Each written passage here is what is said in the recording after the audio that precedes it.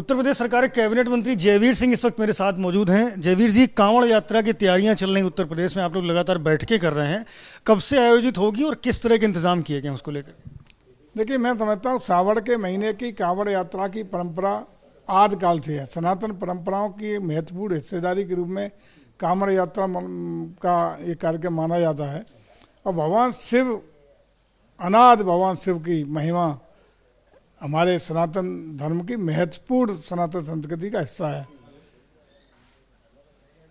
हम सबने देखा कि जब अखिलेश जी उत्तर प्रदेश के मुख्यमंत्री थे तो इन्हीं लोगों ने इस कांवड़ यात्रा पर प्रतिबंध लगाने का काम किया था। हमारी सरकार बनने के बाद कांवड़ यात्रा को न सिर्फ पूरी मान्यता दी जाती है, उसकी संरक्षा सुरक्षा चाक चौबंद रखी जाती है, बल्कि बिना किसी विघ्न बाधा के समुचित प्रबंधन के साथ उस यात्रा को सम्मान सहित पूरी कराने का काम ही नहीं होता, बल्कि कांवड़ यात्रा पर पुष्प वर्षा हेलीकॉप्टर से कराने का काम होता है। इस बार भी आदरणीय मुख्यमंत्री जी ने यही निर्देशित किया है कि न सिर्फ कांवड़ यात्रा बल्कि जो भी तीज त्यौहार हैं, जो परंपरागत हमारी मान्यता परंपरा के अनुसार जो तीज त्यौहार हैं, वो सकुशल व्यवस्थित तरीके से, बेहतरीन तरीके से, संरक्षित सुरक्षित व्यवस्था के साथ संपन्न कराए जाए। लेकिन ये भी सुनिश्चित कराया जाए कि कोई नई परंपरा की शुरुआत नहीं होनी चाहिए। आप लोग तो इंतजाम कर रहे हैं कांवड़ यात्रा के तमाम सारे, लेकिन आज़ाद समाज पार्टी के सांसद हैं चंद्रशेखर आज़ाद, उनका ये कहना है कि अगर सड़क पर कांवड़ यात्रा चल सकती है तो ईद की, बकरीद की नमाज भी पढ़ी जा सकती है, उसको क्यों रोका जाता है?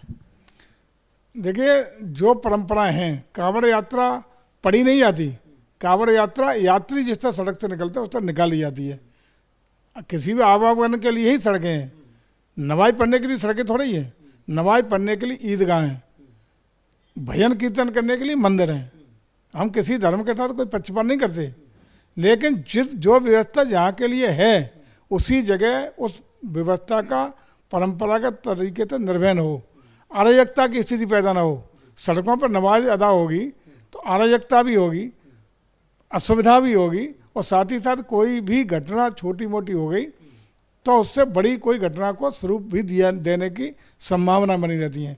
इसलिए उनके भी हित में नमाज पढ़ना, सड़कों में नमाज पढ़ना मुस्लिम समाज के सरोकार को भी नहीं जोड़ता है। उनके लिए भी वो उचित नहीं है कि अगर वहाँ उनके साथ कोई अनहोनी हो जाए, अनहोनी की आशंका बढ़ जाए, कोई उसके फलस्वरूप कोई बड़ी घटना हो जाए, तो किसी भी समाज के लिए के जो अनुयायी हैं या धार्मिक उनके व्यवस्था हैं उनको आघात न पहुंचे, ये भी सरकार का दायित्व होता है। इसलिए न तो नमाज सड़क पर पढ़ी जाएगी और न कांवड़ यात्रा को भी बिना अनुमति वाले रास्तों से गुजरने का अनुमति दी जाएगी। अच्छा, एक विषय और है कि अयोध्या प्रसाद जो अयोध्या से सांसद हुए हैं फैजाबाद सीट से, उनको लोकसभा में डिप्टी स्पीकर बनाने की मांग विपक्ष कर रहा है। आपको क्या लगता है कितना बड़ा फैसला है? क्या इसके पीछे भी कोई बड़ी राजनीति आपको समझ में आ रही?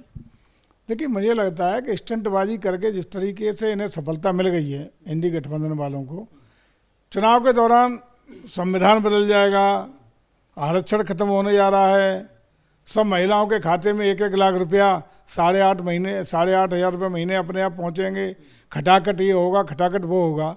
इससे जो वोट हथियाने का काम हुआ, गुमराह करके जो वोट हथियाने का काम हुआ है, उसके परिणाम स्वरूप इन लोगों को कुछ सफलता अर्जित हुई है।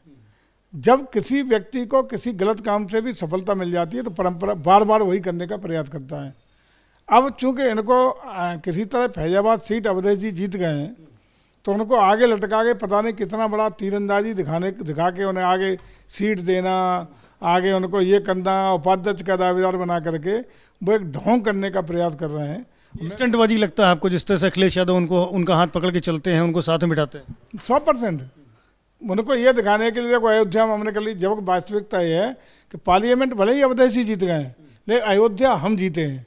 अयोध्या असेंबली सीट से भारतीय जनता पार्टी लीड की है, ओवरऑल जीत करके वो MP बन गए 4 विधानसभाओं से, वो अलग विषय।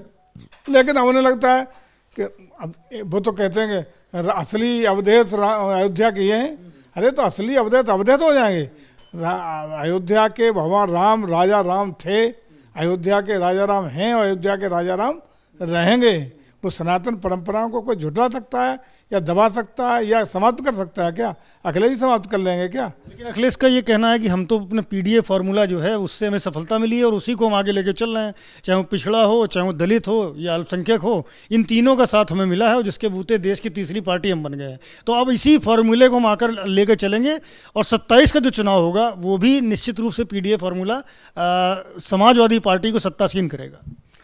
पीडीए फार्मूले को जिस तरीके से निश्चित रूप से उन्हें, जिसमें यही मैं कह रहा था, जिस चीज़ में उन्हें सफलता मिली है उसी पे आदमी आगे बढ़ने का प्रयास करता है। निश्चित रूप से चाहे वो झूठ पर आधारित, छलावे पे आधारित, भ्रमित करने के आधार पे उन्हें मिल गई है, अब वो उस सफलता को आगे भी लेने का प्रयास करेंगे। लेकिन झूठ के पैर नहीं होते और झूठ बार बार नहीं करा जाता, इसलिए झूठ के आधार पर लंबी राजनीति नहीं चलेगी। आज वो लोग जो इस चुनाव में संविधान के नाम पर, आरक्षण के नाम पर या अन्य अन्य चीज़ों के नाम पर या 1 लाख रुपया खाते में खटाखट पहुंचने के नाम पर जो ठगे गए हैं, आज अपने को ठगा महसूस कर रहे हैं। वो पुनः ये प्रायश्चित कर रहे हैं कि गलती से हमसे गलत हो गया, उन्होंने भारतीय जनता पार्टी से हटके एनडीए गठबंधन को जिताने का काम कर दिया। ये ज़्यादा लंबे समय चलने वाला नहीं है। निश्चित रूप से भारतीय जनता पार्टी अपने कार्यों के बल पर, परफॉर्मेंस के बल पर, लॉ एंड ऑर्डर के बल पर, डेवलपमेंट के कार्यों के बल पर और सभी वर्ग, धर्म और जात के लोगों को जोड़ के, कि कोई एक पीडीए को अगर अखिलेश जी बात करते हैं तो घर में पीडीए क्यों लागू करते थे? घरों में 3-3 बहुएं ठाकुर हैं, क्यों नहीं लागू करते परिवार में? या क्यों सबर लोगों के साथ वोट मांगने जाते हैं? पीडीए कोई ऐसा वर्ग नहीं। मैं समझता हूँ धर्म जात की राजनीति अब लंबे समय झूठ पर आधारित चलने वाली नहीं है। भारतीय जनता पार्टी देश को आगे बढ़ाने के लिए, प्रदेश को आगे बढ़ाने के लिए, सर्व समाज के कल्याण के लिए, गरीबों की भलाई के लिए, युवा, किसान, महिलाओं को आगे लाने के लिए पूरी तरह प्रतिबद्ध है। वही आगे चलेगा, ऐसा मेरा विश्वास है। ये 24 वाला फार्मूला आगे चलने वाला इनका इंडी गठबंधन वालों का नहीं है। पुनः प्रायश्चित कर रहे हैं लोग और आगे 2027 में एक बार पुनः प्रचंड बहुमत की सरकार उत्तर प्रदेश में भारतीय जनता पार्टी बनाएगी। ये आपने कानून व्यवस्था का जिक्र किया, तो आज से देश में नए कानून लागू हो रहे हैं। आपको क्या लगता है कि इन कानूनों का लाभ उत्तर प्रदेश की जो कानून व्यवस्था है उसको बेहतर करने की दिशा में हो पाएगा? देखिए, कई चीज़ें इसमें बहुत बेहतरीन है। नंबर 1, अंग्रेजों के ज़माने का ठुका पिटा कानून, जो भारतीय दंड संहिता का नाम ही बहुत अच्छा हो गया, भारतीय न्याय संहिता। अच्छा नाम है, न्याय देने का काम होगा। न्याय इसलिए देने का काम होगा कि उसमें बहुत सारे जो बदलाव हैं, बदलाव का मतलब इन्वेस्टिगेशन में जो फॉरेंसिक, साइंटिफिक चीज़ें जोड़ी गई हैं, जिनके आधार पर विवेचना में काफ़ी लाभ मिलेगा। तो दोनों लाभ मिलेंगे। अगर कोई वास्तविक दोषी है तो साइंटिफिक जो एविडेंस होंगे, फॉरेंसिक एविडेंस होंगे, उसके आधार पर उसको वो फर्जी तरीके से बचा नहीं पाएगा अपने को। और अगर किसी का नाम फर्जी एफआईआर में दर्ज है तो साइंटिफिक एविडेंस और फॉरेंसिक एविडेंस के माध्यम से उसको भी न्याय मिल सकेगा आसानी से। उसका भी नाम फर्जियत है तो हटाने का काम हो सकेगा। तो इस तरह मुझे लगता है कि न्याय प्रक्रिया में और पारदर्शिता, गुणवत्ता और ईमानदारी आएगी, ऐसा मेरा मानना है। उसमें कुछ समयबद्धता भी है, किस मुकदमे की, किस धाराओं की विवेचना कितने दिन में पूर्णता होनी है। बहुत सारी चीज़ें हैं जिससे पारदर्शिता आएगी, गुणवत्ता आएगी और लोगों को बेहतर और समयबद्ध न्याय मिल पाएगा। एक विषय इसी से जोड़ता हूं मैं कि आप पर्यटन मंत्री हैं। उत्तर प्रदेश में चाहे ताजमहल हो या अयोध्या हो या काशी विश्वनाथ मंदिर हो, ऐसे कई प्रमुख पर्यटन स्थल हैं जहां पर देश से और विदेश से भारी संख्या में पर्यटक आते हैं। तो क्या लगता है उनके साथ भी कई घटनाएं होती हैं, तो ऐसे में जो नया कानून है उनके लिए सुविधाजनक होगा?